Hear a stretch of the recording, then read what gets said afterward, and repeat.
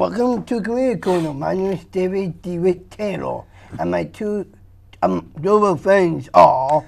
Hello, welcome to Community Corner. My name is Elm County Castle. Good afternoon, I'm Ryan Nicholas Gray. Our guest today is Nicole Uhr, the treasurer of a plan called Teacher's Pet, a specific plan to provide support and training to troubled youth by providing dog training for animals considered hard to place. This is a unique business that assists animals and young people to learn from each other, to support each other. We look forward for details about this plan and provide our audience with full details about this most promising and successful goal. I would say warmly welcome to Nicole. Thank you, guys. Dogs and kids bring together. Welcome, Nicole. Thank you. Welcome. Thanks for We're having me, welcoming guys. our dogs today. You're welcome. Absolutely. I got a lot to tell you about dogs today. So that's what Teacher's Pet means. Yep, it's Teacher's Pet, dogs and kids Please learning tell us together. a bit about your family growing up. Oh, I'm only one of two. I've got a little brother who is just retired out of the military, and we grew up with dogs all of our life. We've had little dogs and big dogs and fluffy dogs and pretty much dogs of every size and shape and color now. Cool. What school path did you take? Oh, after high school, I went to college, actually a couple of them, trying to figure out what I wanted to do. And I graduated with a degree in psychology and business, and actually industrial psychology, so it's the psychology of business. And what I learned in human behavior in that, during that time was really easily transferable onto animals, because the way that humans learn and the way that animals learn is so close and identical almost. Oh, they're close? Oh, very close. So if you actually ever want to, work with a tiny baby and work with a tiny puppy, you do it almost the same way. Huh. I thought they were different. Not the way that they learn. Huh. Yep. Humans and animals, totally different. But the way that they learn is almost identical. I never knew that before. Ryan? Nice. Thank you, gentlemen. Nicole, right? You wait till Aaron's done. I'm done. Wait. So what type of jobs have you held over the years, Nicole? Oh, I'm not going to go back too far. Okay. But I ran a retail store, ran my own businesses. I own my own business now. I've been in the business world until about 12 years ago when I decided that I needed a change and really started to focus on what I knew about animals. And that's a friend of mine started Teacher's Pet 10 years ago. And when she needed some help, I jumped in. Cool. What Great. experience have you had in working with dogs, with training and locating homes for them, and why? Well, in terms of working with dogs, we see all sorts of dogs. We see dogs that are really afraid. We see dogs that are very shy, and bringing them out of their shell is part of the process, part of what we do with Teacher's Pet. Finding homes for them, we don't do that ourselves a lot, but we do promote them. We put them on our website, we put them on our Facebook page, and on a website called Pet Finder, which means you can go out on Pet Finder and actually, let's say search for a dog that you're looking for by your zip code, and then if it's near you, it'll actually pop up with some of our dogs. Cool. I grew up loving dogs. I love them. Oh.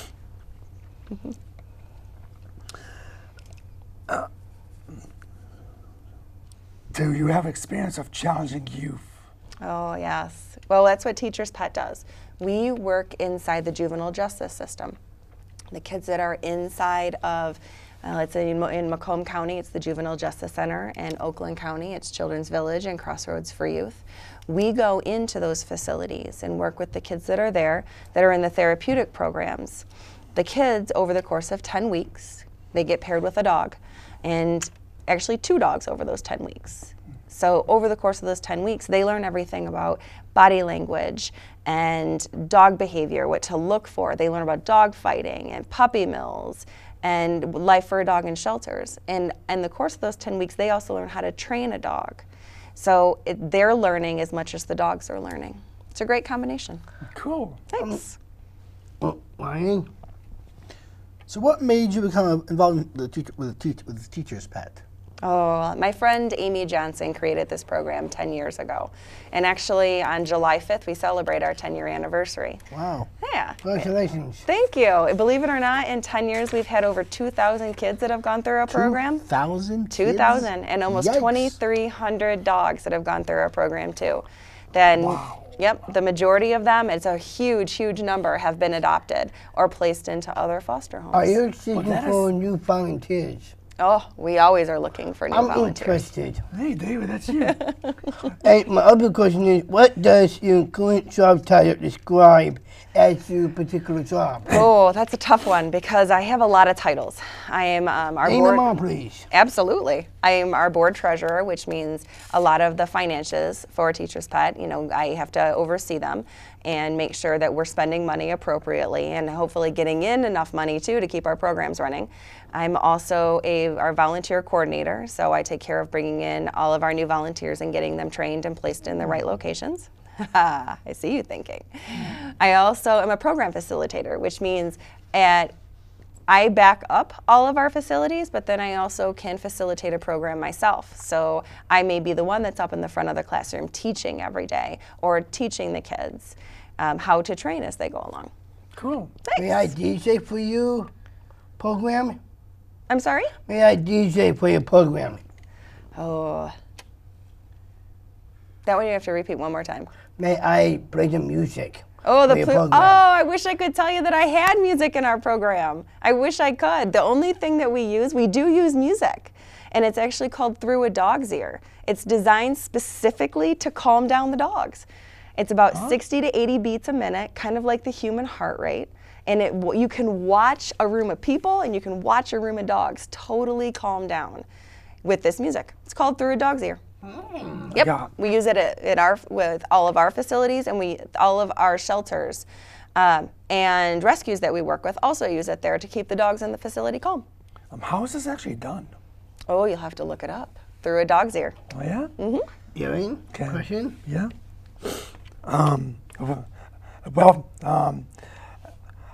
First of all, how do I look it up? Oh, well, Through a Dog's Ear, it's just Yeah. throughadogs'ear.com. Teacher's Pet, ThroughADog'sEar.com? you got it. Okay. I'll look it up tonight. Please do. Okay. I'll do that. Please tell us how and where the animals are found and obtained. All of our animals inside of our program come from either the county facilities, so like in Macomb County, we work with the Macomb County Animal Control, and it's a great facility there. And then in Oakland County, we work with 3 facilities. We work with Oakland County Animal Control, a partner rescue that we have in Oxford called Angelic Tales. It's a kennel and rescue, and then another called Canine Stray, which is also in Oxford. All of the dogs that come to them, most of them are found as strays, which means they were picked up by animal control or picked up by someone that's not their pet parent and dropped off at a facility. Now, every so often we do get one that's surrendered, but it doesn't happen very often. Okay. Yep, most of the time they're just found stray, and now they're looking for a new home. It's my turn. Cool. And you help them find new homes. We try to. We actually work with the facilities that we get them from in order to help get them trained and placed into new forever homes. And that's a good thing. Thank you. So, Nicole, where do you keep the animals and that you train, and is there any training provided for these dogs? All of the dogs are transported back and forth from the facilities that they come from every day during class. So let's say if we're in Macomb, then they go back to animal control in Macomb every day. In Oakland County, we actually were really excited because Children's Village, we have a new program starting there that will actually allow the dogs to come out much earlier during the day. So we have kennels that were put on site by the Children's Village Foundation, and they're beautiful kennels. So the dogs will come out in the morning, and other kids that are on the Children's Village campus will be able to come out and see them and walk them and care for them before our program starts in the afternoon. Cool. It's a wonderful and generous idea. What are the thank you. requirements for hiring dog trainers and why? Well, with Teacher's Pet, we have only a core group of staff. And most of the time, all of our staff is actually, we all are getting certified with what's called a CPDT. It's the certification of a pet dog trainer. It's a professional certification. But really with what we're looking for, because of the unique situation that we're in, we are always trying to pair and find the right people that both love working with kids, but also love working with dogs. And if we can find the right person, then we can actually mold them and give them the education that they need. Oh. How are the people selected to be in this program? The kids are selected by the staff at the facility that they're in. So we don't actually have any decision making when it comes to which kids are in our program. We just love having kids in the program. Okay. So where is Teacher's Pet located? We actually, because we are not a brick and mortar building, which means we don't have 4 walls of our own. We operate inside of every other facility. So we operate, like I said, in Macomb County, it's the Macomb County Juvenile Justice Center. In Oakland County, it's Children's Village, Crossroads for Youth, as well as an alternative high school, Kingsley Montgomery, which is in Waterford. That's cool. Thanks. I do not want to go to a Children's Village, not me. I would like to not see you there either. Not a place I want to be.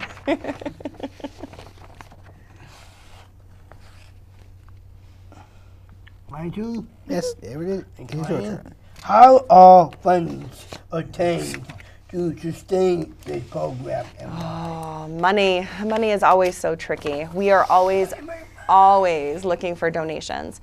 The majority of everything that we operate on is from donations, and we also apply for grants from many animal foundations, and we are expanding the type of grants that we're doing now too. But we are always in desperate need of donations to keep our program going. You can actually donate directly on our website, which is teacherspetmi.org. So about that.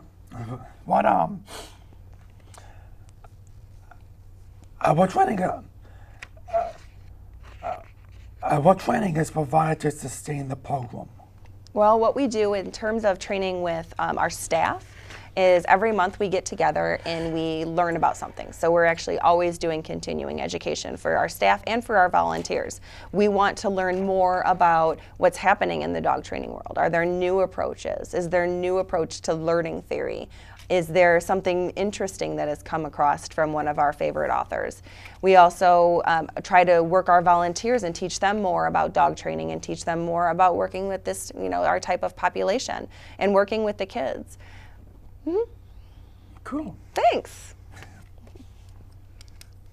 So how do you describe? How do you decide which pet to work with each person? Oh, that's actually, we have an interesting process. On the very first day with the dogs, when the dogs come in, the kids and the dogs all get to meet and greet, is what we call it. So every kid will visit every dog for a few minutes and play with them, give them treats, get lots of rubs. They find out really quickly whether or not they like the personality. Kisses too, absolutely. Have to admit, kind of a lover of dog kisses myself. But at the end of that first hour, all the kids have paperwork that they fill out, which tells them, which dogs do I really want to work with, which is my #1 dog, and tell me why. We want to know why you want to work with the dogs. The crazy thing is that the kids and the dogs that need to work together, they almost always pick each other.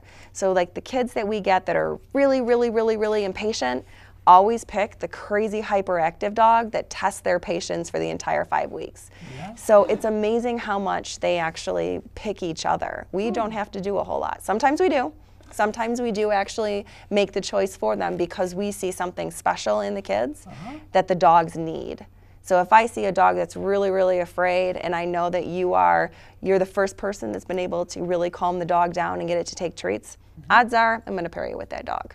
But it is pretty magic the way that the dogs and kids together actually, it comes together. It's pretty magic. I love it. I love to watch it. It is. Thanks. Well, my job? It's Ryan.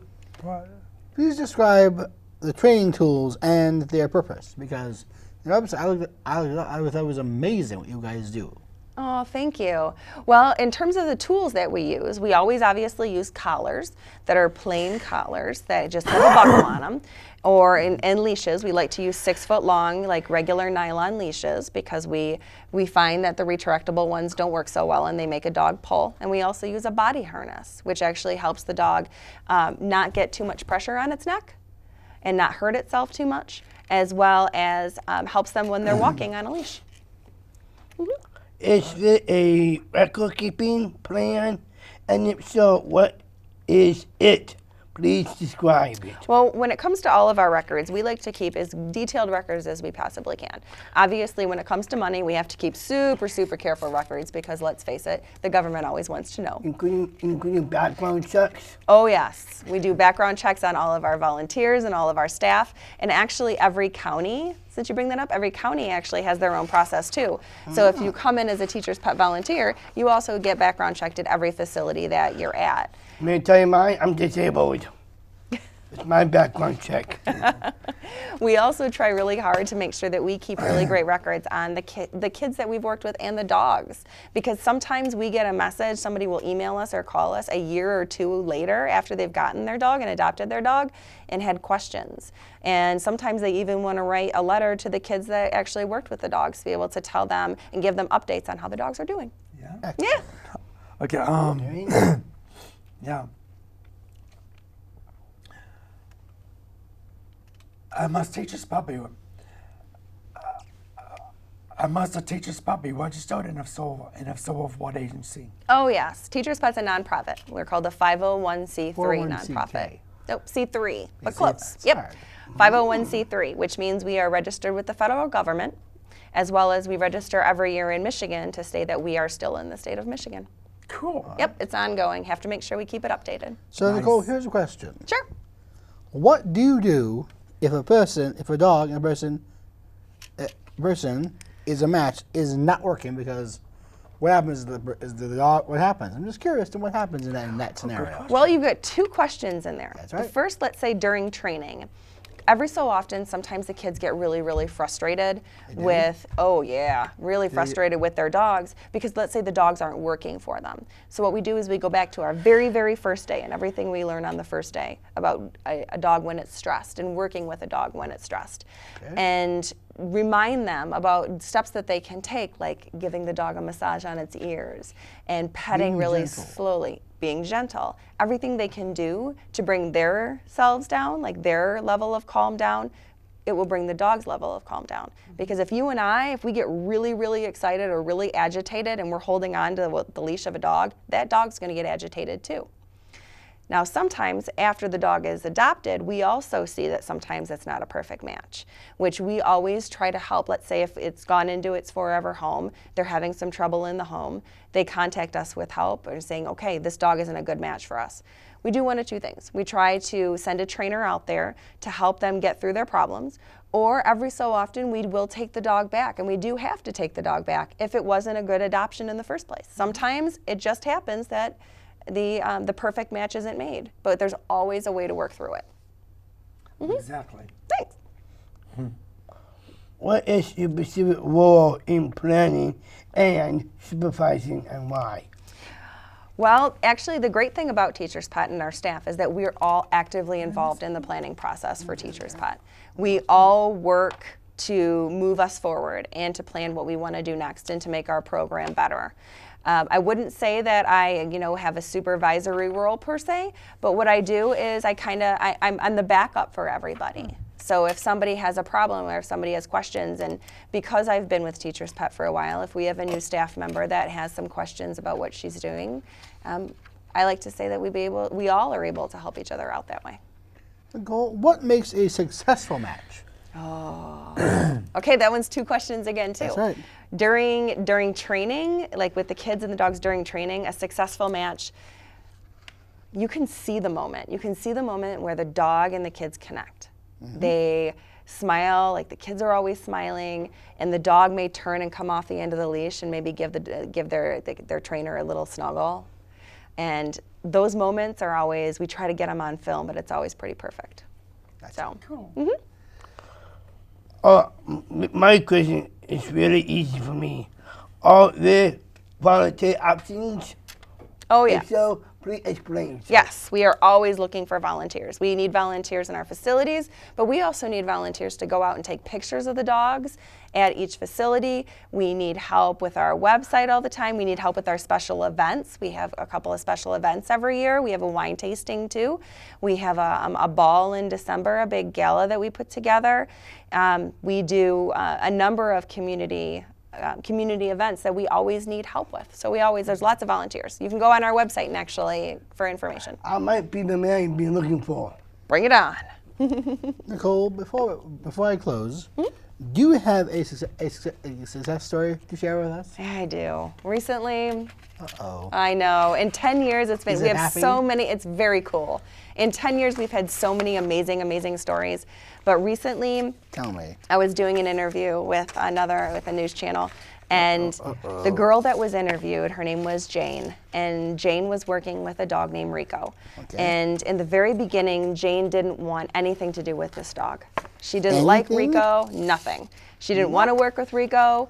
Because Rico wasn't very loving, wasn't very affectionate to her, and but he was to us. He was to all of us, and she couldn't understand why. She was getting very frustrated. So one day when we were, sitting in class and we were all talking about it, I said, "What did you bring to class?" And she's like, "What do you mean?" I said, "What kind of? You got some bad energy." And she's like, "I kind of had a bad day." I said, "Okay." So we walked out to the door. We shook it off outside. We came back in, and she just sat down and talked to her dog.